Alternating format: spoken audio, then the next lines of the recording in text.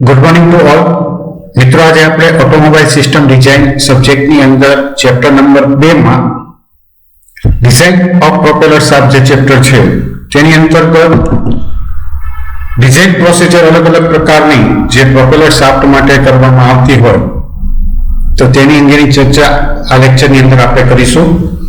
તો સૌથી પહેલા જે મેથડ જે છે તેની અંદર કહે છે કે shaft subjected to twisting moment only, એટલે કે જ્યારે શાફ્ટ ઉપર ટ્વિસ્ટિંગ મોમેન્ટ લાગતી હોય તો આવા કિસ્સામાં શાફ્ટની ડિઝાઇન કયા સૂત્રની મદદથી થાય છે તે જોઈએ. પહેલા, when the shaft is subjected to torque only, then the diameter of shaft may be obtained by the torsional equation.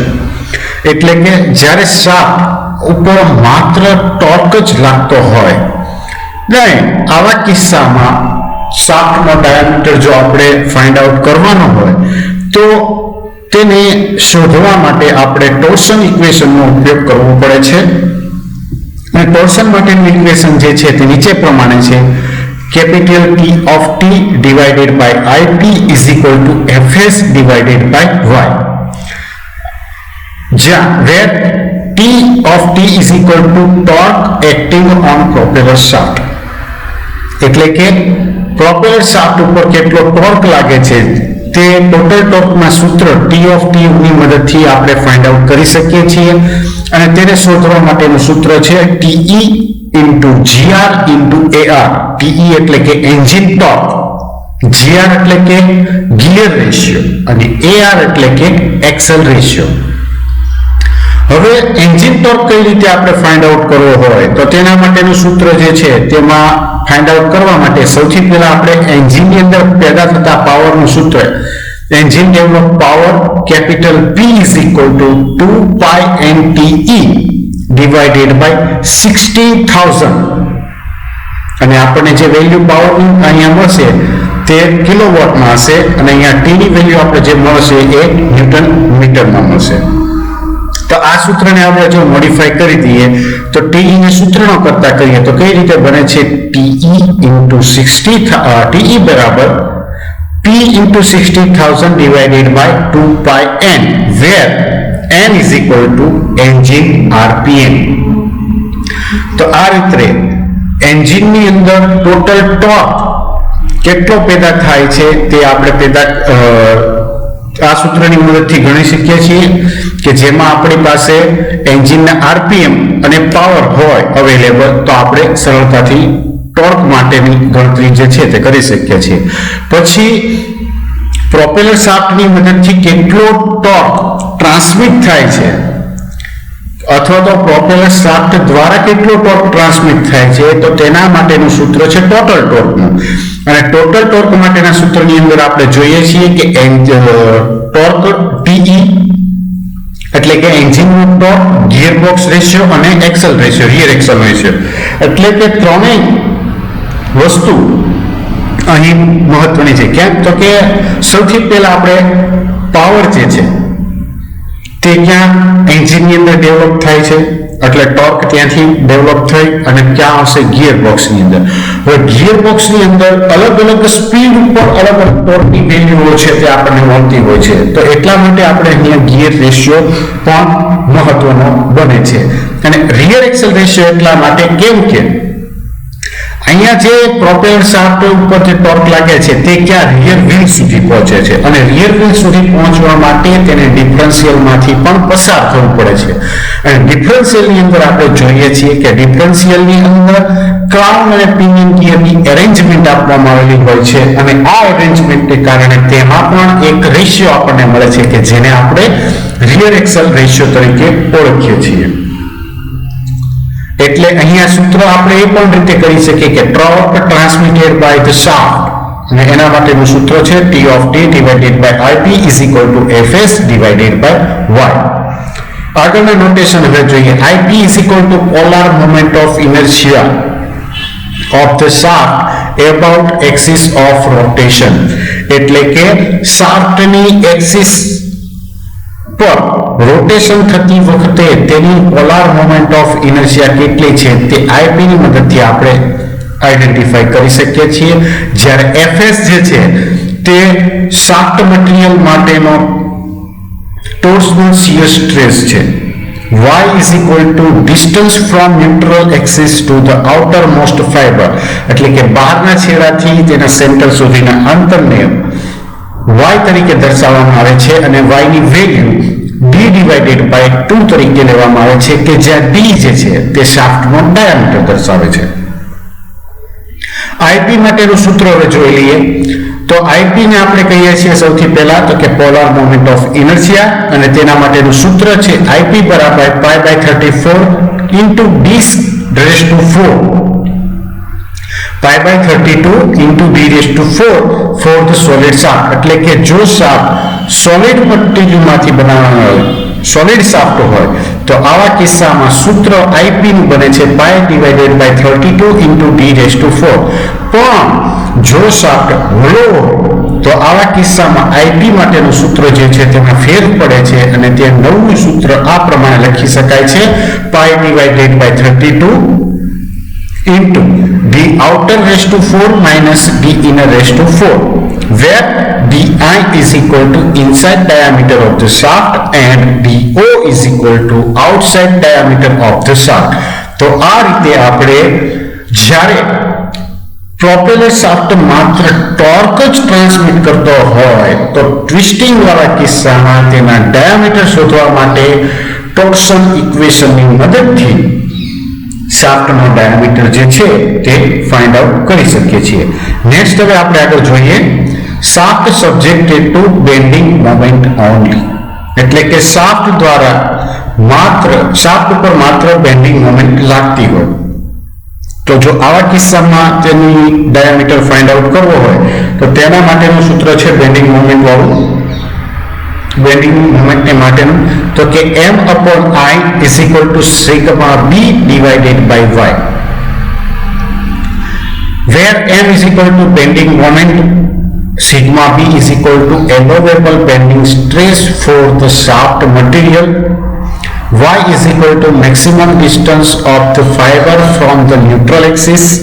એટલે કે બેન્ડિંગ માટેનું સૂત્ર જે છે m/i is equal to sigma b upon y. તો તેમાં આપણે જે નોટેશન વાપર્યા છે તેમાં m ને આપણે બેન્ડિંગ મોમેન્ટ કહીએ છીએ, શાફ્ટ ઉપર જે બેન્ડિંગ મોમેન્ટ લાગે છે તેને. સિગ્મા બી જે છે તે એલોવેબલ બેન્ડિંગ સ્ટ્રેસ જે છે કે જે શાફ્ટ જે તે મટીરીયલમાંથી બનાવવામાં આવ્યો હોય તો તેના માટેની વેલ્યુ સિગ્મા બી ની છે, કે જે આપણને ન્યૂટન અપોન મિલીમીટર સ્ક્વેર અથવા તો મેગાપાસ્કલ ની અંદર મળે છે. y જે છે તે મેક્સિમમ ડિસ્ટન્સ શાફ્ટની ન્યુટ્રલ એક્સિસ થી કેટલું છે તે દર્શાવે છે, અને તેના માટે પણ આપણે જે રીતે ઉપર જોઈ ગયા કે y is equal to d divided by 2 લેવામાં આવે છે, અને જે d જે છે તે શાફ્ટ માટેનો ડાયામીટર દર્શાવે છે. નેક્સ્ટ આગળ જોઈએ I is equal to moment of inertia of the cross section area of the shaft about axis of rotation.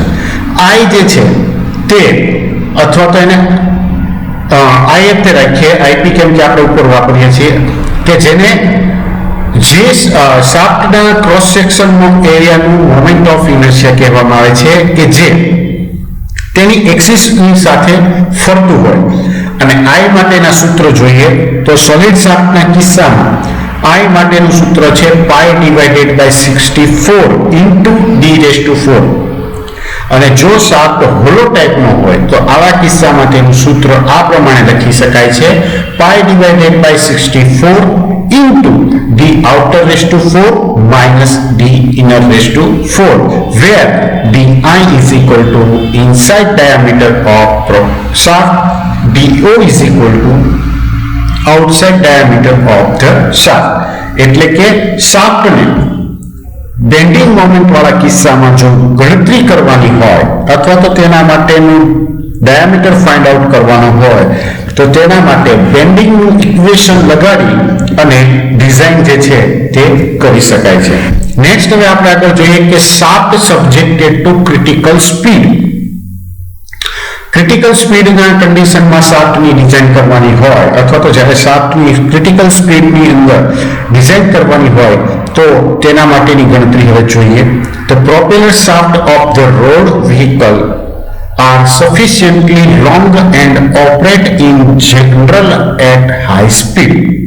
Consequently, whirling may occur at a certain critical speed. એટલે કે road વ્હીકલની propeller shaft પૂરતી લંબાઈમાં હોય અને સામાન્ય રીતે high speed ઉપર કામ કરતી હોય તો તેના પરિણામે અમુક ક્રિટિકલ સ્પીડ પણ આવી શકે છે. This causes bending stress in the material that are higher than the shearing stress caused by transmitting torque. એટલે કે તેનાથી ટ્રાન્સમિટિંગ ટોર્કને કારણે થતા શિયરિંગ સ્ટ્રેસીસ કરતા વધારે હોય તેવા મટીરિયલના બેન્ડિંગ સ્ટ્રેસીસનું કારણ પણ બને છે. While the critical speed increase with decrease in the mass of shaft, the moment of inertia of the cross section increases. એટલે કે જ્યારે શાફ્ટના માટે ક્રિટિકલ સ્પીડ વધે છે ત્યારે શાફ્ટનું માસ ઘટે છે અને મોમેન્ટ ઓફ ઇનર્શિયા પણ વધે છે. The tendency for the propeller shaft to work should be reduced, and to do so, it should be made by tubular and should be perfectly balanced. The critical speed is given by NC is equal to 60 divided by 2 pi into pi square divided by L square in square EIG divided by rho A. એટલે કે propeller શાફ્ટની motion વખતે ફરતી જ્યારે હોય તો તેના whirling વખતે અથવા તો તેના વર્લિંગને ઘટાડવું જરૂરી બને છે અને આમ કરવા માટે તેને હોલો અથવા તો ટ્યુબ્યુલર ટાઈપનો બનાવવામાં આવે છે અને તે પૂરેપૂરું બેલેન્સ પણ હોવું જોઈએ. એટલે કે ક્રિટિકલ સ્પીડ માપવા માટેનું સૂત્ર જે છે તે નીચે પ્રમાણે છે. NC is equal to 60 divided by 2 pi into pi square divided by L square into square root માં EIG divided by rho A. તો આ સૂત્રની મદદથી આપણે શાફ્ટ માટેની ક્રિટિકલ સ્પીડ જે છે તે ફાઇન્ડ આઉટ કરી શકીએ છીએ. નેક્સ્ટ આગળ જોઈએ. વેર I is equal to moment of inertia of the shaft section is equal to pi divided by 64 in bracket d outer raised to 4 minus d inner raised to 4. એટલે કે અહીં જે છે તે શાફ્ટના સેક્શન માટેની મોમેન્ટ ઓફ ઇનર્શિયા છે અને અહીંયા આપણે હોલો શાફ્ટ લેવાનું છે જે આપણને કહેવામાં આવ્યું છે. તો તેના માટેની મોમેન્ટ ઓફ ઇનર્શિયાનું સૂત્ર જે છે તે આ પ્રમાણે છે. પાઈ ડિવાઇડેડ બાય 64 બ્રેકેટમાં d outer raise to 4 minus d inner raise to 4 and bracket over. Next હવે જોઈએ એ તો કે cross section area of the shaft. શાફ્ટનો ક્રોસ સેક્શન એરિયા જે છે તે કેપિટલ A વડે આઈડેન્ટિફાઈ કરવામાં આવે છે કે જેને પાઈ બાય 64 બ્રેકેટમાં d આઉટરનો સ્ક્વેર માઇનસ d ઇનરના સ્ક્વેરના સૂત્રની મદદથી શોધી શકાય છે. d outer is equal to outside diameter of the shaft, di is equal to inside diameter of the shaft, and dl is equal to length of the shaft. L is equal to acceleration due to gravity, E is equal to modulus of elasticity for the steel, and rho is equal to density of the material or steel. એટલે કે L જે છે તે ગ્રેવિટીને કારણે જે acceleration છે તે દર્શાવે છે. રો જે છે તે મટીરીયલ સ્ટીલની ડેન્સિટી દર્શાવે છે અને E જે છે તે સ્ટીલ મટીરીયલ માટેની મોડ્યુલસ ઓફ ઇલાસ્ટિસિટી દર્શાવે છે.